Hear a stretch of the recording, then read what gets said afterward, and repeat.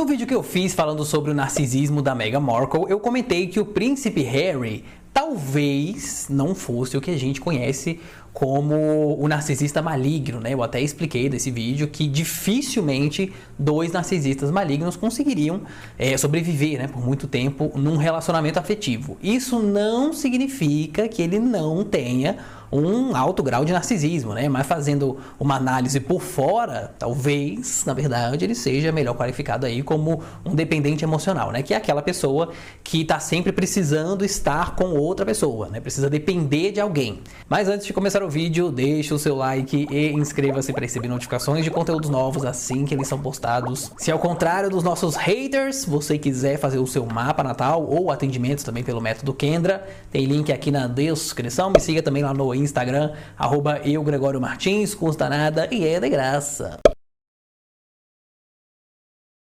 Pelo que eu li no livro do próprio príncipe Harry, fica bem claro que ele tem aí muitas questões emocionais que não foram resolvidas ao longo da vida. E são questões que envolvem outras pessoas, né? No livro ele se queixa que o pai dele sempre foi uma pessoa muito distante, que a avó também, né, Betinha, finada Betinha, também não era tão próxima quanto a gente imaginava, né? E ele ficou nesse limbo emocional aí, que também não foi correspondido nos dois relacionamentos que ele teve antes de conhecer a Meghan Markle. Os dois relacionamentos, inclusive, terminaram pelo excesso de exposição, né, pela mídia. Acredito eu, aliás, que esses términos aí corroboraram também pro trauma da imprensa que ele já tinha devido à morte da mãe, e aí virou uma bola de neve. Na astrologia, o príncipe Harry, ele tem a lua em touro, na casa do núcleo familiar. A lua, elas são as nossas necessidades emocionais, né? Então, para ele, a família tinha que ser a coisa mais estável e harmônica na vida dele, coisa que ele nunca teve. Já na psicanálise, eu vou voltar um pouco no vídeo da Meghan, para quem não assistiu, né?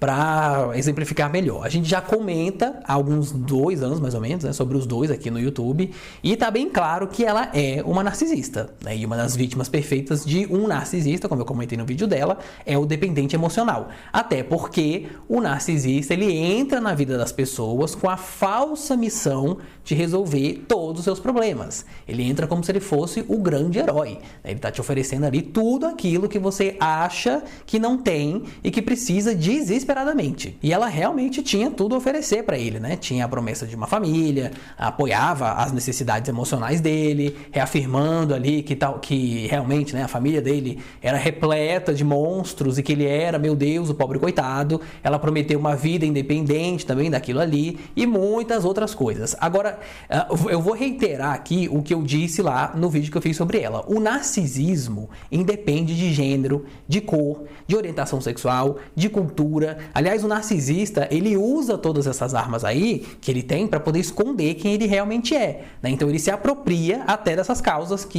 ele tá ali inserido para poder tirar vantagem. Já o dependente emocional, quando ele não faz terapia e não consegue controlar esses desejos, né, de colocar no outro uma responsabilidade que na verdade é dele, ele vai passar a vida inteira procurando por alguém que cure todos os seus traumas. E é óbvio que isso não existe, né? Porque ninguém cura ninguém. A terapia, ela é importante para essas pessoas, extremamente importante, porque elas precisam entender, né? Nem aprender a entender que elas são totalmente responsáveis pela forma como elas vão lidar com as frustrações da vida, né? Por exemplo, se eu quero muito comprar um carro, mas eu não tenho dinheiro para comprar esse carro, eu não posso culpar o fato do carro não ser acessível para mim, né? A empresa que vende o carro, ela não é responsável por essa frustração que eu mesmo criei. Uma pessoa que acha também que não tem afeto suficiente dentro de casa, não pode achar que obrigando o pai e mãe a tentar demonstrar um pouco mais de carinho vai resolver tudo, né? Porque isso daí vai muito além de você. Eu não posso obrigar que uma pessoa seja alguém que ela não é. Então, usando o rei Charles III agora como exemplo, é muito mais fácil o príncipe Harry entender que é ele quem precisa se dar esse afeto, do que achar que o pai dele vai mudar. E como que isso é feito, né? Encontrando alguém que supra essa necessidade, talvez. Óbvio que não. O que um dependente emocional precisa buscar na vida dele é uma autorrealização.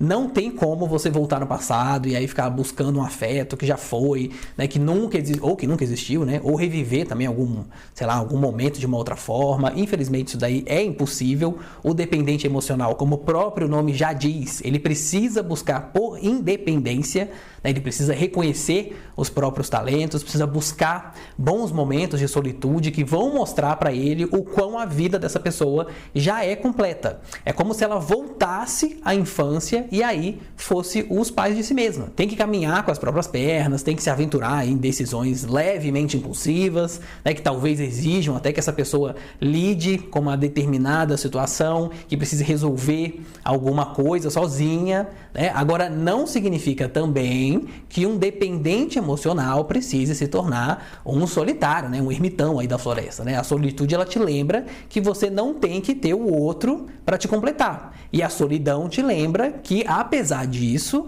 você não precisa enfrentar uma vida inteira sozinho.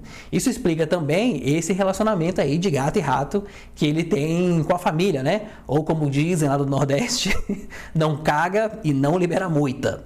Como um dependente emocional, ele sabe muito bem que não vai aguentar ficar sozinho. E que se alguma coisa der errado no casamento dele, principalmente, ele precisa ter para onde voltar. E aí você deve estar se questionando, né? Mas, gente, como que essa coisa aí de livro, das entrevistas, da série documental, da Netflix, estão acontecendo se ele tem essa necessidade aí de ter a família junto, né? Acontece que as vítimas de narcisistas normalmente são isoladas. Em muitos casos, quando o narcisista ele enxerga na família ou nos amigos da vítima, né, uma ameaça, ele vai fazer o possível para poder distanciar essa pessoa desses núcleos. Então a convivência com o narcisista é como se fosse um filhotinho de gato ali que fica brincando com um novelo, né, de lã. Vocês já repararam como é que é, né? Joga a bolinha, puxa de volta. Joga a bolinha, puxa de volta. Então, ao mesmo tempo em que o narcisista ele diz que odeia a sua família, ele vai dizer também que eles têm uma dívida eterna com você, que você foi abandonado, que aquilo ali não foi escolha sua, que eles escolheram se afastar, né? E aí mais um monte de ladainha, né, para poder te prender ali naquela situação. Eu já vivi num relacionamento com um narcisista também e eu só consegui enxergar que ele realmente era um narcisista muito tempo depois, né? Quando eu comecei a estudar psicanálise em 2021, só para você ter ideia, lá em Brasília. Eu terminei esse relacionamento em 2015, se não me engano. Daí, quando eu comecei a estudar, eu vi o quão aquilo ali foi grave e o quanto afetou também nos meus próximos relacionamentos, né? Eu não cheguei, assim, a fazer terapia nessa época aí, até porque outras coisas foram acontecendo ao mesmo tempo, né? Minha vida virou um caos, mas no decorrer, né, dos anos, eu via que os meus próximos relacionamentos, eles não iam pra frente. Porque sempre que as coisas ficavam sérias, eu lembrava de tudo que eu passei. E foi só em 2019, quando eu tava na Berlinda de terminar mais uma tentativa de relacionamento, foi que eu vi que aquilo ali estava errado. Aí que eu precisava mudar muitas coisas em mim, não eram as outras pessoas, era eu mesmo. Então esse meu exemplo foi só para contextualizar como mesmo depois do fim, né, de um relacionamento, muito tempo depois, né, eu ainda não enxergava esse meu ex como um narcisista maligno. Eu achava que era uma pessoa com problemas, né? Ele tinha todas as características de um narcisista. Eu cheguei a conversar com um ex dele também, que me descreveu assim, o mesmíssimo comportamento, foi a mesmíssima história, só que com um personagem, né? Uma pessoa diferente. E é por conta disso que, pra mim, por tudo que eu já li e vi sobre o Príncipe Harry, é que sim, eu acho que ele tem um certo grau de narcisismo, de agressividade também, que precisa ser tratada, mas eu diria que ele tá muito mais para um dependente emocional do que para qualquer outra coisa. É claro que uma análise ela é feita de 1 a 1, né? Mas em casos mais midiáticos, como o do Príncipe Harry, e depois de ler também o desabafo, né? 500 páginas de desabafo, acho que ficou bem claro que ele nunca foi atrás de resolver nenhum dos seus problemas, por mais que ele diga que fez terapia, que faz terapia, não fez coisa nenhuma. Talvez, quem sabe, faça um dia de uma forma correta quando ele for arrastado para isso daí, né? Mas como sempre, eu quero saber a sua opinião, como você classificaria o Príncipe Harry? Deixa aí nos comentários. Se você curtiu esse conteúdo, deixa o seu like, compartilhe com seus amigos, conheça também o método Kendra, né? O link tá aqui na descrição, ele é muito importante para você se autoconhecer. Inscreva-se para receber notificações de vídeos novos assim que eles são postados. Um beijo, um queijo e até a próxima.